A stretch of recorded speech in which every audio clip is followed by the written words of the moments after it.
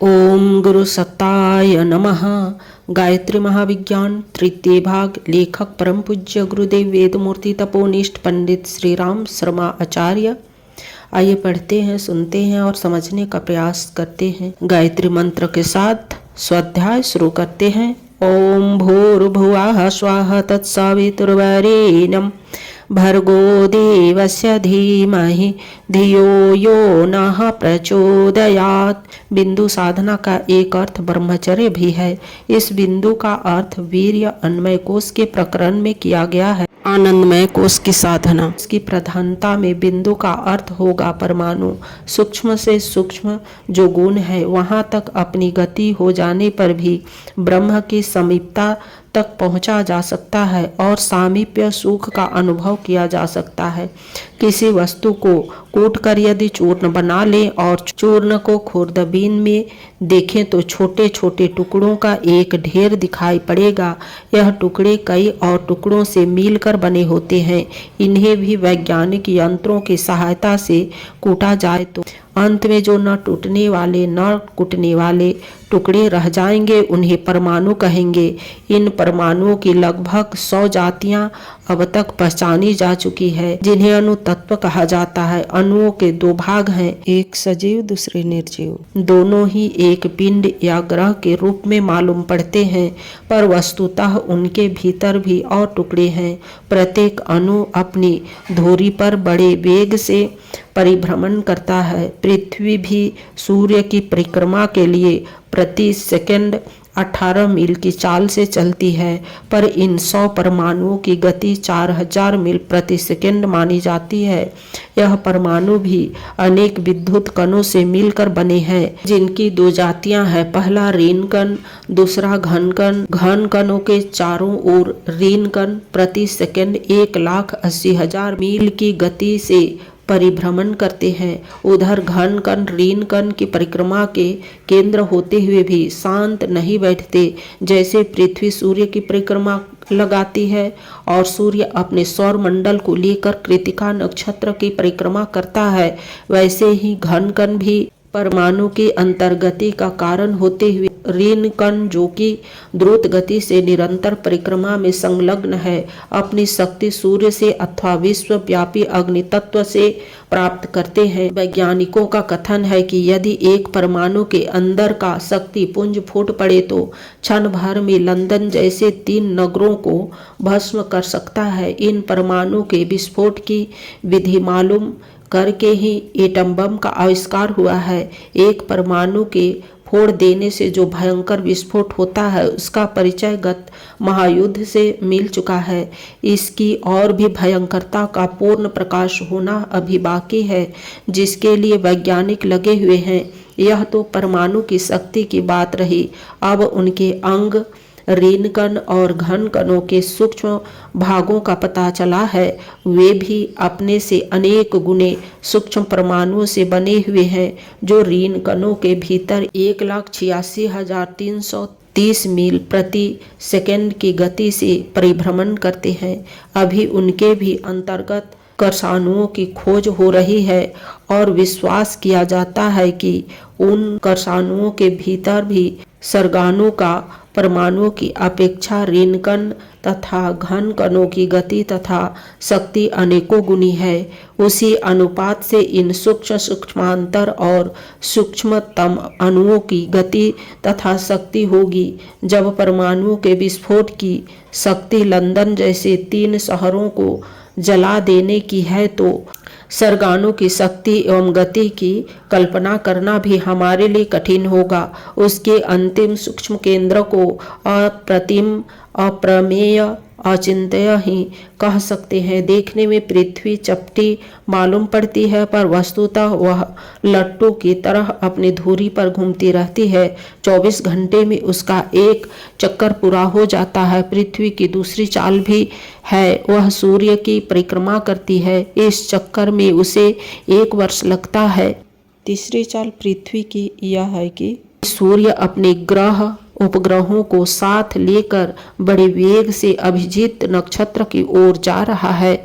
अनुमान है वह कृतिका नक्षत्र की परिक्रमा करता है, उसमें पृथ्वी भी साथ है। लट्टू जब अपनी कीली पर घूमता है तो वह इधर उधर उठता भी रहता है। इसे मंडलाने की चाल कहते हैं, जिसका एक चक्कर करीब 26,000 वर्ष में पूरा होता है। कृतिका नक्षत्र भी सौरमंडल आदि अपने उपग्रहों को लेकर ध्रुव की परिक्रमा करता है।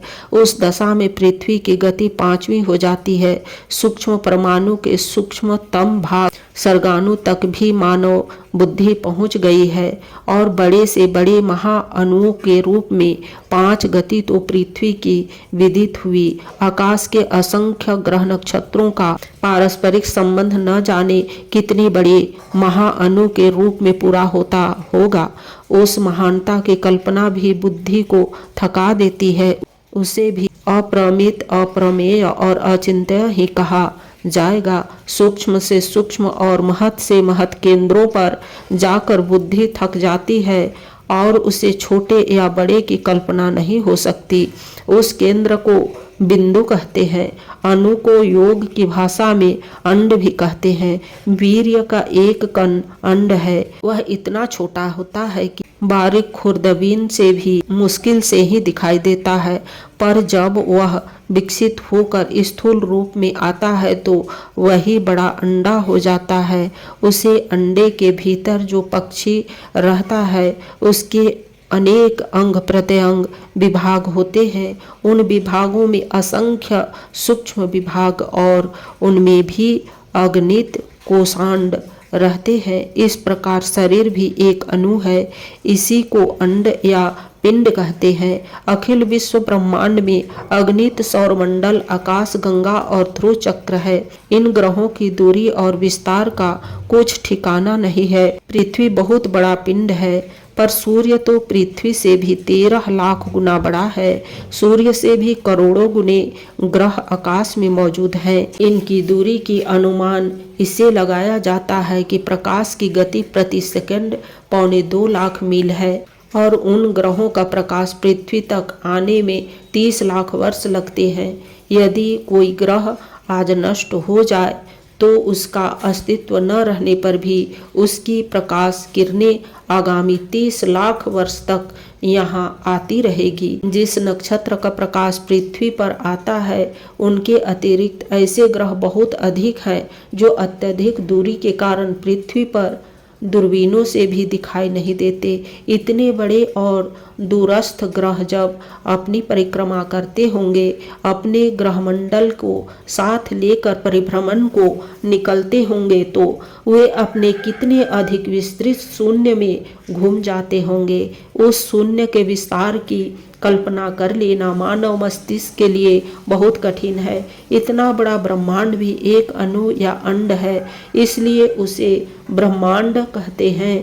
पुराणों में वर्णन है कि जो ब्रह्मांड हमारी जानकारी में है उसके अतिरिक्त भी ऐसे ही और अगणित ब्रह्मांड है और उन सब का समूह एक महाअंड है। उस महाअंड की तुलना में पृथ्वी उससे छोटी बैठती है, जितना कि परमाणु की तुलना में सर्गाणु छोटा होता है।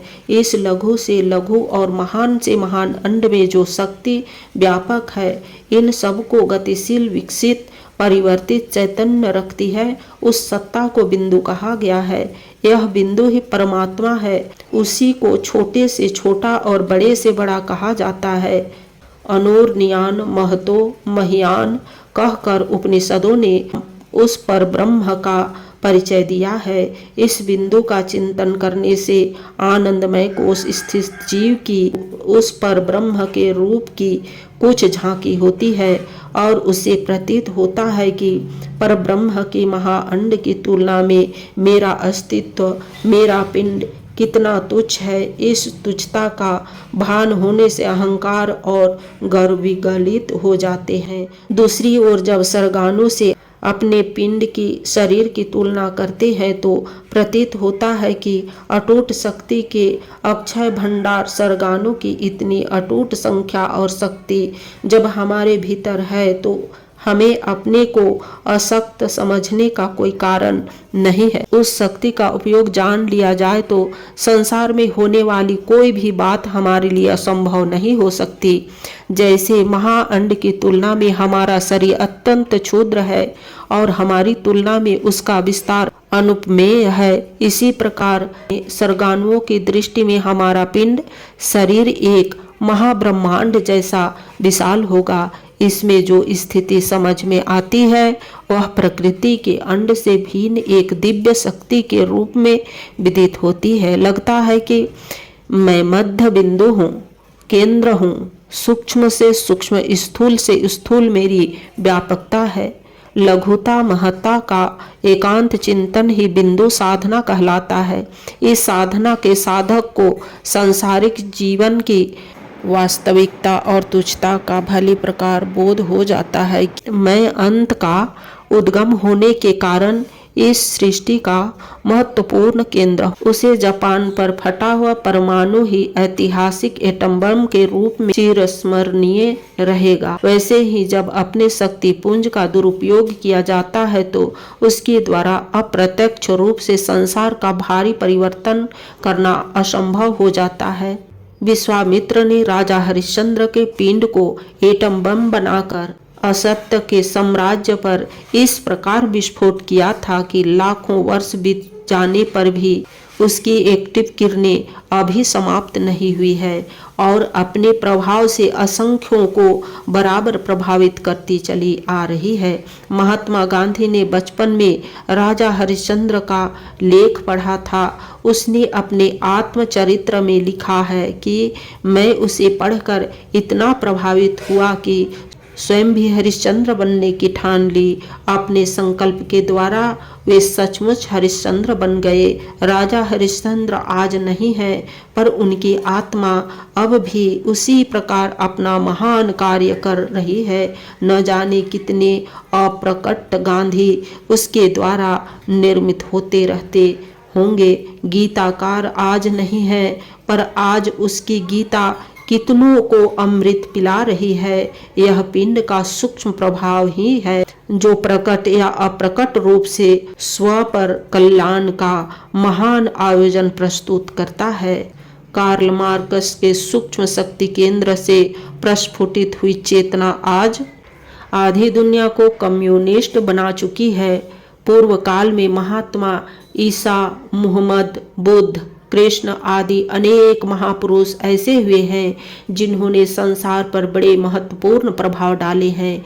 इन प्रकट महापुरुषों के अतिरिक्त ऐसी अनेक अप्रकट आत्माएं भी हैं जिन्होंने संसार की सेवा में, जीवों के कल्याण में गुप्त रूप से बड़ा भारी काम किया है। हमारे देश में योगी अरविंद, महर्षि रमन, रामकृष्ण परमहंस, समर्थ गुरु रामदास आदि द्वारा जो कार्य हुआ तथा आज भी अनेक महापुरुष जो कार्य कर रहे हैं उसको स्थूल दृष्टि से नहीं समझा जा सकता है। युग परिवर्तन निकट है, उसके लिए रचनात्मक और ध्वंसात्मक प्रवृत्तियों का सूक्ष्म जगत में जो महान आयोजन हो रहा है उस महाकार्य को हमारे चर्म चक्षु देख पावे तो जाने की कैसा अनुपम एवं अभूतपूर्व परिवर्तन चक्र प्रस्तुत हो रहा है और वह चक्र निकट भविष्य में कैसे कैसे विलक्षण परिवर्तन करके मानव जाति को एक नए प्रकाश की ओर ले जा रहा है। विषयांतर चर्चा करना